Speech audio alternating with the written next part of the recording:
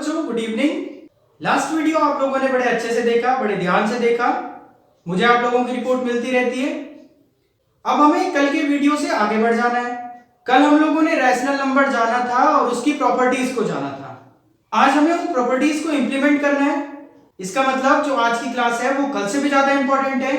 तो आप इस क्लास को पूरे अच्छे से ध्यान से पूरी क्लास को देखिए, पूरे वीडियो को देखिए और मैं आप लोगों को घर पे करने के लिए कुछ क्वेश्चंस दूंगा। आप उन क्वेश्चंस को अपनी कॉपी में करेंगे। अपनी कॉपी अच्छे से मेंटेन कीजिए तो आप बिल्कुल अच्छे से इस चैप्टर को बिल्कुल क्लियरली आप सीख जाएंगे। ठीक है, चलिए हम शुरू कर लेते हैं। लेकिन शुरू करने से पहले आपका कल का डाउट क्लियर कर लेते हैं। Someone asked me what is the basic difference between fraction and rational number. बहुत अच्छा क्वेश्चन है। प्रियंका रावत एंड समीक्षा, इन दोनों ने क्वेश्चन पूछा था। चलिए, अगर आप लोगों को और भी डाउट होंगे तो आप मुझसे डिस्कस करते रहना। कमेंट नहीं लिख पाओगे तो आप जस्ट व्हाट्सएप करके मुझे फोटो भेज सकते हैं। क्लियर है? तो बेसिक डिफरेंस क्या है फ्रैक्शन और रैशनल नंबर में, ये मैं आपको बताता हूं।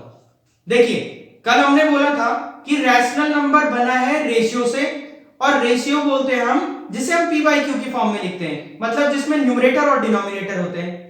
लेकिन अभी तक हमने ये भी तो पढ़ा है कि फ्रैक्शन में भी न्यूमरेटर और डिनोमिनेटर होते हैं। तो जायज है कि आप लोगों को फ्रैक्शन और रैशनल नंबर में डिफरेंस पता नहीं चल रहा था। क्लियर है? देखिए, मैं आसान तरीके से बताता हूं। अगर एक नंबर ले लेता हूं 1/4, ये फ्रैक्शन है। जी हां, बिल्कुल फ्रैक्शन है क्योंकि न्यूमरेटर और डिनोमिनेटर है। ये रैशनल नंबर है। जी हां, ये रैशनल नंबर है।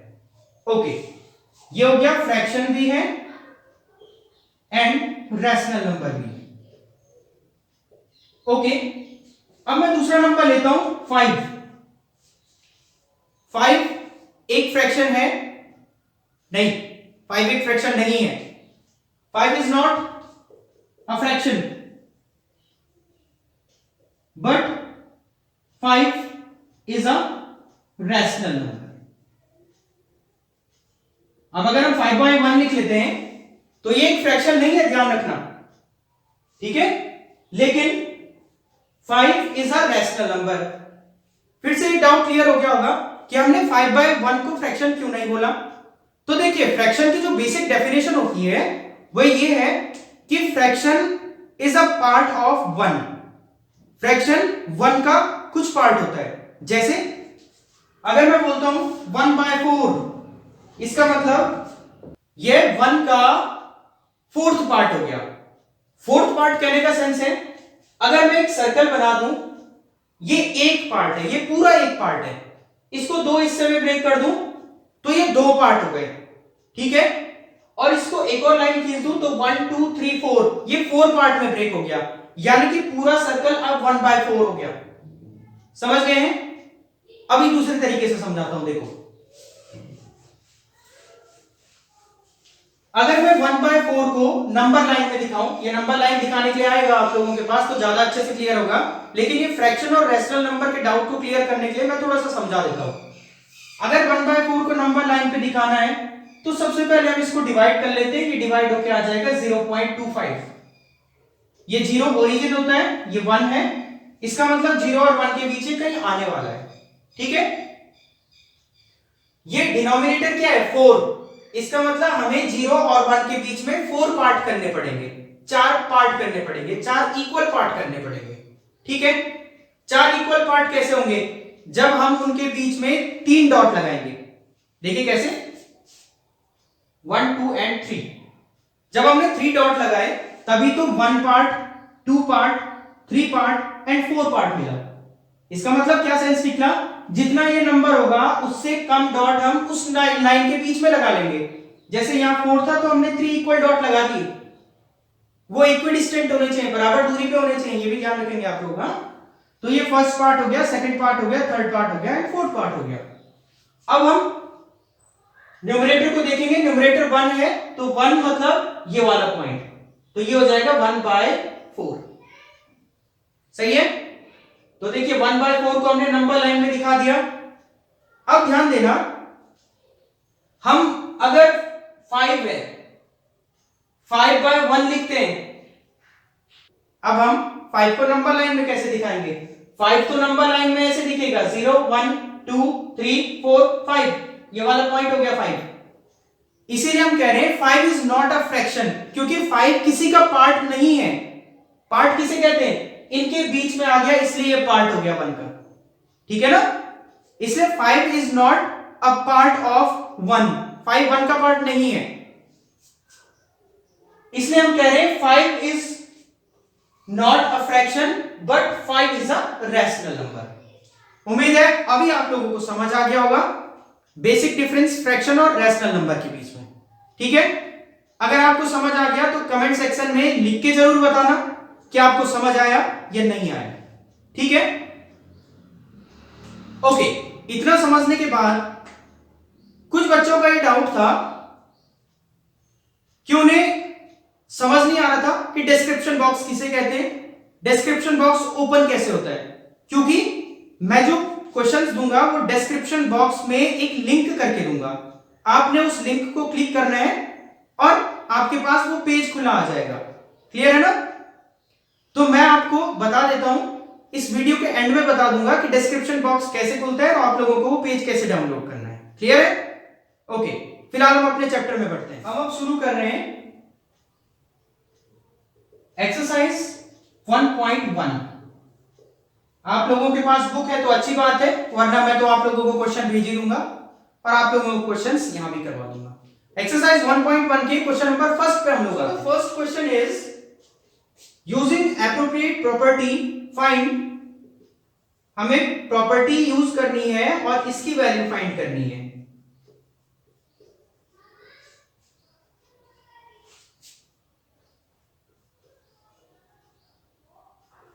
चलिए जानते हैं, ये क्वेश्चन है, ठीक है?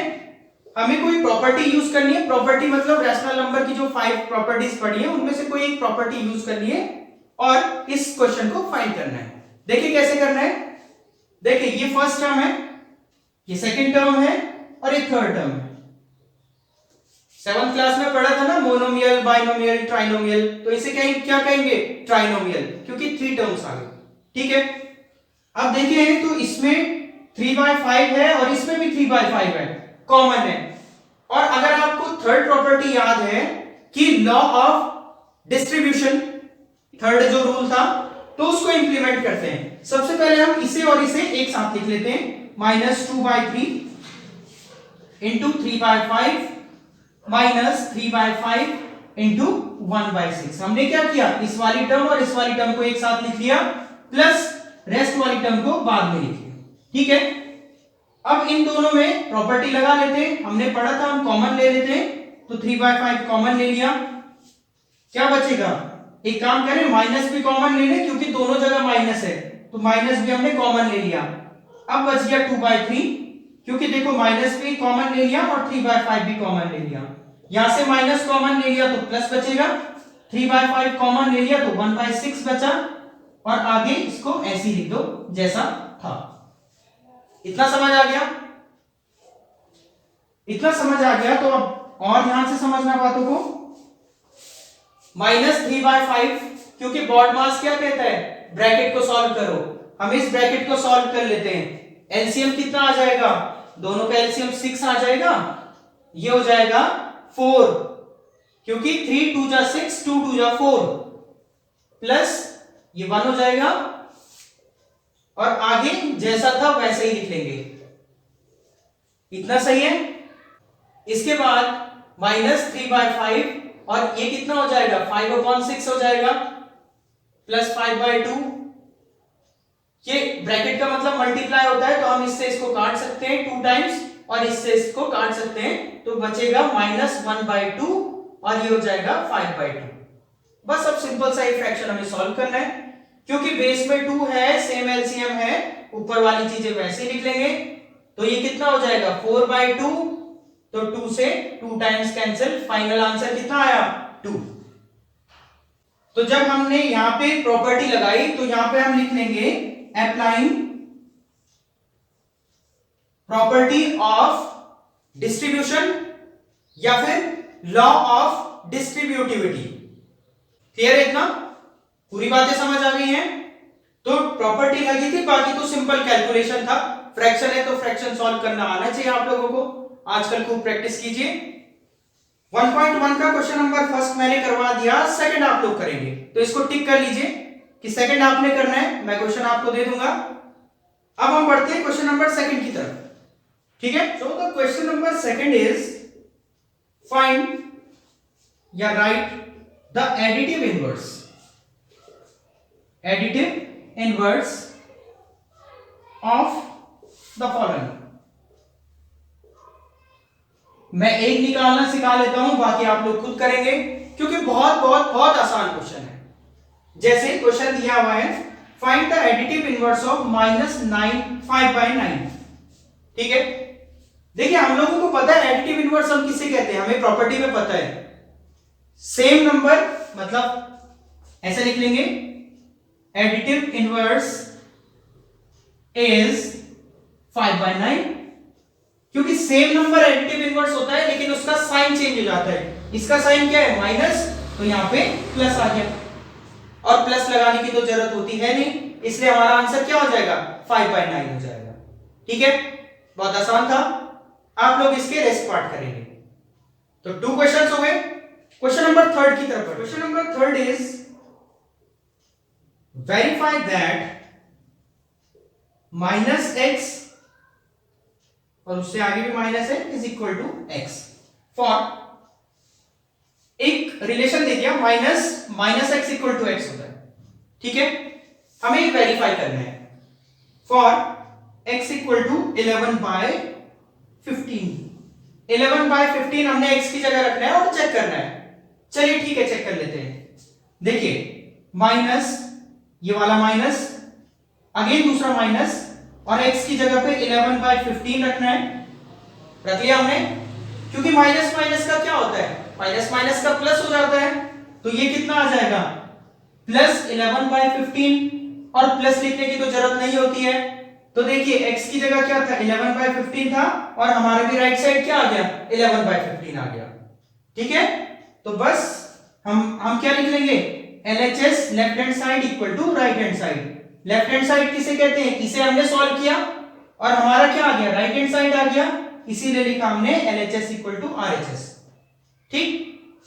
इसके रेस्ट पार्ट हो जाएंगे, एक ही पार्ट अगला दिया हुआ है, ये आप लोग करेंगे। चलिए बढ़ते हैं क्वेश्चन नंबर 4 की तरफ। Question number 4 is find the multiplicative inverse, find the multiplicative inverse. अच्छा, अब रिकॉल करें कि मल्टीप्लिकेटिव इनवर्स क्या होता है, याद करो क्या होता है मल्टीप्लिकेटिव इनवर्स। देखिए सिंपल था कि मल्टीप्लिकेटिव इनवर्स में रेसिप्रोकल कर देते हैं। देखिए पहला क्वेश्चन है, find the multiplicative inverse of -13। हमने क्या पता किया था, सिर्फ रेसिप्रोकल कर देते हैं, मतलब उल्टा कर देते हैं उसे। तो मल्टीप्लिकेटिव इनवर्स कितना हो जाएगा -13 का, इक्वल टू 1/-13, उल्टा कर देंगे, नीचे आ जाएगा, ठीक है ना, सही है। सेकंड पार्ट है, एक और मैं पार्ट करवा लेता हूं। पूछा गया है -13/19 का मल्टीप्लिकेटिव इनवर्स बताओ, तो कितना हो जाएगा, क्या हो जाएगा 19/13, माइनस लिख दें 13 के साथ, क्योंकि ऊपर है लिख देते हैं। हालांकि इस माइनस से कोई फर्क नहीं पड़ता, ये हम ऊपर के साथ लिखें या नीचे के साथ लिखें, या फिर हम ठीक बीच में लिख लें, उससे कोई फर्क नहीं पड़ता, ठीक है। इतना आप लोगों को समझ आ गया होगा। क्वेश्चन 4 कंप्लीट करेंगे आप लोग। मैं क्वेश्चन नंबर 5 की तरफ बढ़ता हूं। क्वेश्चन नंबर 5 इज नेम या राइट द प्रॉपर्टी। एक रिलेशन दिया है और हमने उसमें बताना है कि कौन सी प्रॉपर्टी इसमें यूज हो रही है। तो सिंपल है, देखिए फर्स्ट केस क्या है, -4/5 × 1 इक्वल टू 1 × -4/5 इक्वल टू -4/5। अगर आप लोगों को याद होगा तो a × b equal to b × a कौन सी प्रॉपर्टी होती है, कम्यूटेटिव लॉ होता है या property of commutativity. a × b equal to b × a, और ये a × b equal to b × a है, तो इसे हम लिख सकते हैं कि कौन सी प्रॉपर्टी यूज हुई है, लॉ ऑफ कम्यूटेटिविटी या कम्यूटेटिव लॉ। ठीक है, इसमें एक और प्रॉपर्टी लग रही है साथ में, मल्टीप्लिकेटिव आइडेंटिटी। अब मल्टीप्लिकेटिव आइडेंटिटी क्या होता है कि अगर किसी नंबर के साथ 1 मल्टीप्लाई हो गया तो उस नंबर के साथ दूसरी तरफ 1 फिर से मल्टीप्लाई कर सकते हैं, क्योंकि 1 मल्टीप्लाई करने में नंबर में कोई फर्क ही नहीं पड़ता। तो देखिए अगर यहाँ पे मल्टीप्लाई हुआ तो इधर भी मल्टीप्लाई कर दिया, क्वेश्चन वैसे का वैसे ही रहा। तो मल्टीप्लिकेटिव आइडेंटिटी भी यहाँ पे लग रही है और लॉ ऑफ कम्यूटेटिविटी भी यहाँ पे लग रहा है, जिसे हम कम्यूटेटिव लॉ भी कह देते हैं। तो दोनों आंसर लिख सकते हैं या दोनों में से कोई एक लिख सकते हैं हम लोग। ठीक है, तो इसके बाकी के रेस्ट 2 क्वेश्चंस हैं, ये आप लोग करेंगे और मुझे बताएंगे कि इनमें कौन कौन सी प्रॉपर्टी लग रही है। ठीक है, आप कमेंट सेक्शन में भी बता सकते हैं मुझे कि 5th के सेकंड में ये वाली प्रॉपर्टी लग रही है या 5th के थर्ड में ये वाली प्रॉपर्टी लग रही है। सिंपल 5 क्वेश्चन हो गए हैं, 5 क्वेश्चन आपके कंप्लीट हो जाएंगे। 6 से हम कल डिस्कस करेंगे। इतने तक आप लोग अच्छे से काम कर लेना। मैं आपको ये बता देता हूं कि आपको जो क्वेश्चंस हैं वो कैसे डाउनलोड करने हैं। ठीक है, तो चलिए बढ़ते हैं इस पार्ट में। हाँ तो बच्चों अभी समझ लेते हैं कि आप लोगों को कैसे डिस्क्रिप्शन बॉक्स से वर्कशीट को डाउनलोड करना है। हाँ तो बच्चों जैसे मैं आप लोगों को वीडियो भेजता हूँ, जैसे ये क्लास 8th का है, ये क्लास 9th का है और यहाँ पे लिखा भी है revision video with worksheet class 9th। ठीक है, तो आप लोगों को सबसे पहले क्या करना है कि उस लिंक को क्लिक कर देना है, क्योंकि क्लास 8th वाले लिंक में इस वाले वीडियो में वर्कशीट नहीं थी, तो मैं इसका डेमो आपको दे देता हूँ। क्लास 9th वाले में वर्कशीट ऐड है, इसलिए मैं सबसे पहले लिंक को क्लिक कर दूंगा। तो आप लोगों को सबसे पहले उस लिंक को क्लिक करना है, तो ये वीडियो आपके सामने चलने लग जाएगा। आप लोग क्या करेंगे, ये जो आप यहाँ पे एक छोटा सा टिक देख रहे हैं, एरो बना हुआ है, आप सबसे पहले इस एरो को क्लिक करेंगे। जब आप एरो को क्लिक करेंगे तो यहाँ पे मैंने लिखा होगा, जैसे यहाँ पे लिख दिया, इसको आप पढ़िए, worksheet click on the given link. आप क्या करेंगे, इस लिंक को क्लिक कर देंगे। तो जैसे आप इस लिंक को क्लिक करेंगे तो आपके पास एक नया पेज खुल जाएगा और यही वो पेज है जहाँ पे आपको वर्कशीट मिलेगी। जैसे ये आपके पास एक्सरसाइज 1.1 आ गई, ये 1.1 एक्सरसाइज है, तो इसमें सारे क्वेश्चंस आपको मिल जाएंगे। इस तरह से आपको वर्कशीट अपने लिए डाउनलोड कर देनी है। फिर आप क्या करेंगे, यहाँ पे ये एरो देख रहे हैं आप, इसको क्लिक कर देंगे सिंपली। अगर डाउनलोड नहीं करना तो आप सिंपली इसे देख सकते हैं, यहीं से मोबाइल से आप लोग काम कर सकते हैं नोट करके। ठीक है, इतनी बातें, इतना समझने के बाद आप लोगों को क्या करना है, ये जो सब्सक्राइब का लिंक है आप लोगों को इसे क्लिक कर देना है। ठीक है, और साथ ही बेल आइकन बना होगा, आपने उस बेल आइकन को भी क्लिक कर देना है। तो जब आप चैनल सब्सक्राइब कर देंगे, बेल आइकन को क्लिक कर देंगे, तो आप लोगों को लिंक भेजने की ज़रूरत नहीं है। आपके पास सीधा ही नोटिफिकेशन आ जाएगा कि आपकी क्लास का नेक्स्ट वीडियो अपलोड कर दिया गया है। आप उसे देख सकते हैं, आप उससे वर्कशीट डाउनलोड कर सकते हैं। ये सारी इन्फॉर्मेशन आपके पास अपने आप ही आ जाएगी। मैं लिंक भेजूं या ना भेजूं, आप लोगों के पास अपने आप ही मैसेज आ जाएगा। तो सिंपल है, आप इसे सब्सक्राइब बटन पे क्लिक कीजिए, साथ में जो बेल आइकन है उसे भी प्रेस कर दीजिए, ताकि आप लोगों को नेक्स्ट नोटिफिकेशन ईजिली मिल जाए। तो चलिए इस वीडियो को यहीं पे एंड करेंगे। Thank you so much.